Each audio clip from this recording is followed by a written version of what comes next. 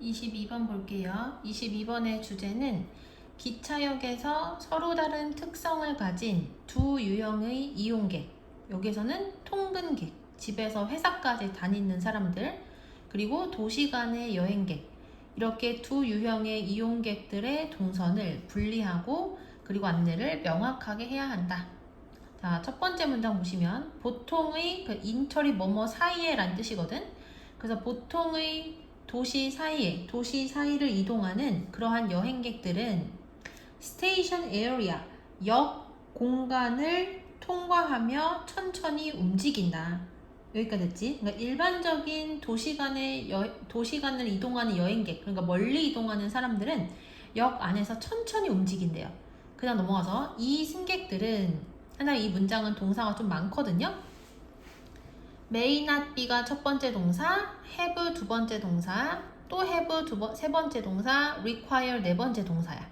그래서 첫 번째 동사가 데리고 다니는 부분 해석, 두 번째 동사가 데리고 다니는 부분 해석, 이렇게 차례대로 할 거예요. 이 승객들은 절차에 대해서 친숙하지 않을지도 모르고, 여기서 이 절차라는 거는 역을 이용하는 그러한 방법을 잘 모를 수도 있다는 얘기야. 아무래도 처음 오는 역이다 보니까. 그 다음에 핸들, 얘가 무슨 뜻이냐면은 여기서는 처리하다라는 뜻이고요. 그리고 체크는 맡기다.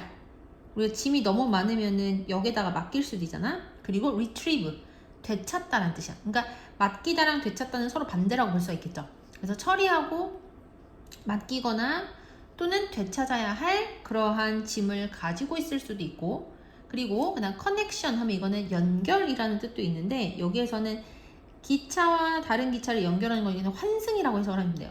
환승이나 또는 지연된 열차에 대해 오랜 대기를 할지도 모르고, 그리고 아마도 첫 번째 정보, 두 번째 음식, 그리고 앉을 편안한 장소를 필요로 할지도 모른다. 여기까지 됐지? 그러니까 2번 문장에서는 일반적인 도시간을 이동하는 여행객들이 천천히 이동할 수밖에 없는 이유가 여기에 다 나온 거야. 첫 번째는 그 역을 이용하는 방법이 친숙하지 않을 수도 있고, 그리고 짐을 많이 가지고 있을 수도 있고요. 그리고 환승이나 아니면은 지연되어진 기차를 오랫동안 기다려야 돼서 천천히 이동할 수도 있고, 그리고 정보나 음식이나 또는 편안하게 앉을 의자가 필요해서 천천히 이동할 수도 있다는 얘기야. 여기까지 됐지? 자, commuters, 얘는 통근객들이라는 뜻이죠.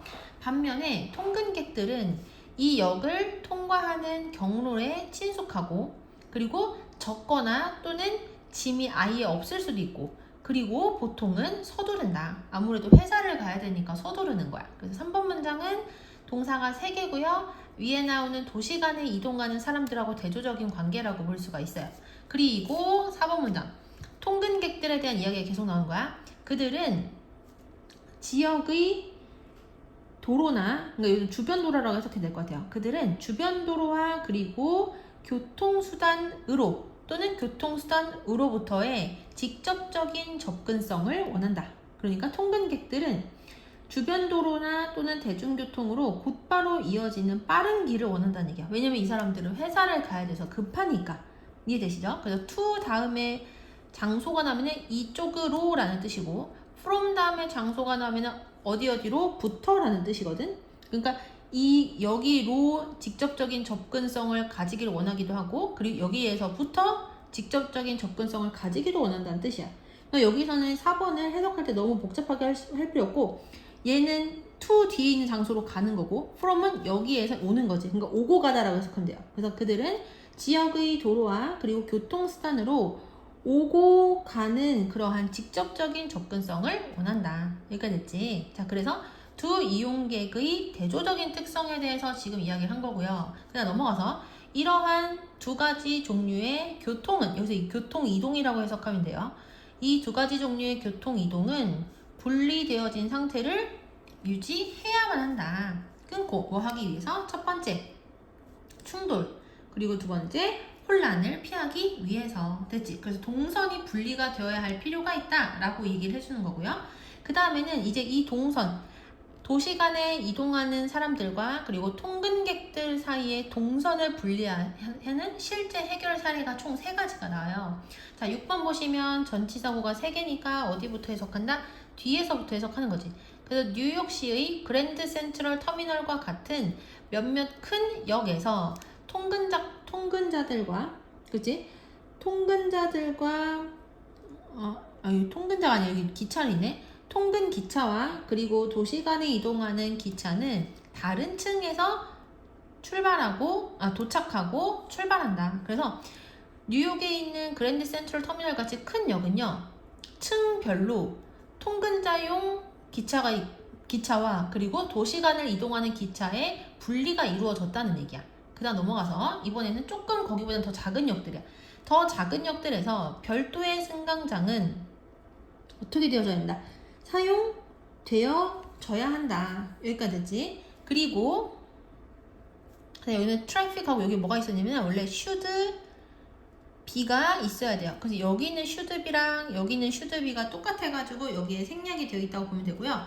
ROUTE 이만큼 유도시키다라는 뜻인데 수동태니까 유도되어지다라고 해석을 하는 거야. 그치? 자, 다시 더 작은 역에서는 쏘대시 뭐뭐 하기 위하여라는 뜻이잖아. 그래서 여기를 먼저 목적 먼저 이 두 개의 움직임이 교차하지 않도록 별도의 승강장이 사용되어져야 하고 그리고 교통이 어떻게 되어져야 한다? 유도되어져야 한다. 그래서 작은 역은요, 층 자체가 없을 수도 있고 그냥 1층짜리일 수도 있잖아. 그래서 작은 역은 그냥 타고 내리는 승강장만 분리를 시키는 그러한 방법을 사용하기도 한다는 얘기야. 여기까지 이해되시죠?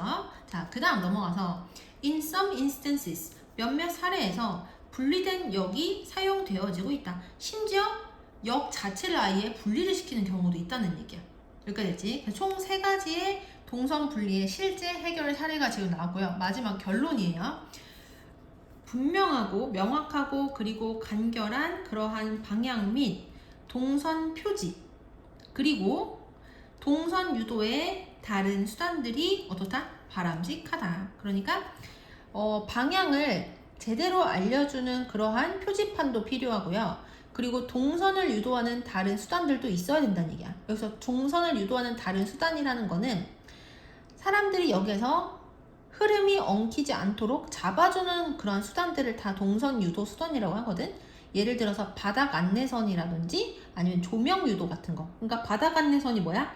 예를 들어서 바닥에다가 KTX를 타는 곳은 보라색 선을 따라가세요 이렇게 표시를 해놓는다든지 아니면 가야 할 방향의 조명 유도는 가야 할 방향의 조명 밝기를 좀 더 밝게 해가지고 사람들이 자연스럽게 그쪽 길로 가도록 한다든지 이런 식으로 해놔야지 도시 간의 여행객들과 통근자들이 서로 얽히지 않을 수가 있다는 얘기야.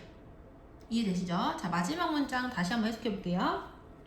명확하고 그리고 간결한 방향과 그리고 동선 표지 그리고 동선 유도의 다른 수단들은 어떻다? 바람직하다.